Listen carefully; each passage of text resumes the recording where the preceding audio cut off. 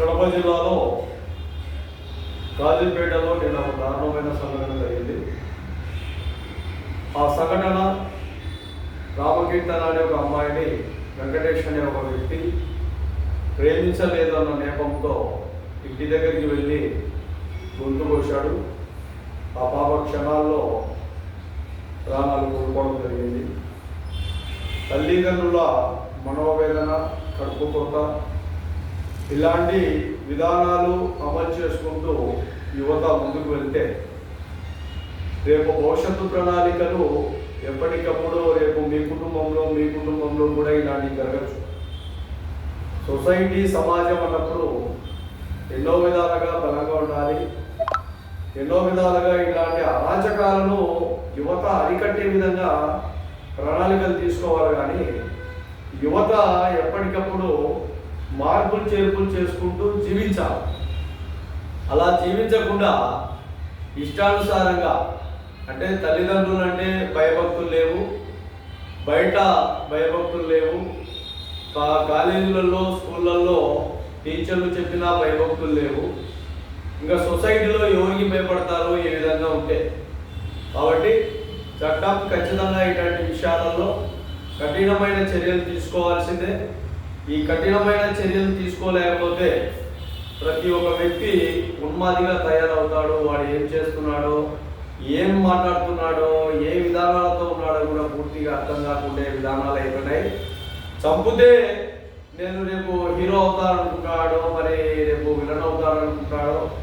కానీ చట్టం అనేది ఎవరికి కూడా చుట్టరికం కాదు. బాగా గుర్తుపెట్టుకోండి. పోలీస్ డిపార్ట్మెంట్ కూడా అలర్ట్గా ఉంది ఆంధ్రప్రదేశ్లో. ఎక్కడైనా కానీ ఇలాంటి అవాంఛనీయ సంఘటనలు జరిగితే వెంటనే పోలీసు వాళ్ళు చాకచక్యంగా ఇబ్బందులు లేకుండా వాళ్ళను తీసుకొని రావడమో, పట్టుకోవడమో, లేదంటే కఠినమైన చర్యలు తీసుకోవడమో జరుగుతుంది. ఇలాంటికి పోలీసుల పైన తిరగబడితే మాత్రం ఖచ్చితంగా ఎన్కౌంటర్ జరుగుతుంది. బాగా గుర్తుపెట్టుకోండి. తల్లిదండ్రులు కూడా గుర్తుపెట్టుకోండి. ఇలాంటి పిల్లల వల్ల ఎలాంటి మనోభావాలకు ఇబ్బందులు గురవుతున్నారో. నేటి నాటి ఈరోజు రేపు ఎల్లుండి సమాజంలో సమానత్వంతో బతికే విధానాల్లో యువత ఎక్కడ చెడిపోతున్నారు, ఏ విధంగా వాళ్ళు తాగుడుకు, మందుకు, వ్యసనాలకు, గుట్కాలు, రకరకాలుగా పాన్పరాగులు, రకరకాలుగా గంజాయి, రకరకాలుగా ఇట్లా మత్తు పదార్థాలకు అలవాటు పడి వాళ్ళ జీవితాలు నాశనం చేసుకోవడమే కాకుండా వేరే జీవితాలను కూడా బలి చేస్తున్నారు. ఇది కరెక్ట్ కాదు. ఖచ్చితంగా ఇలాంటి వ్యక్తులు శిక్షించబడతారు.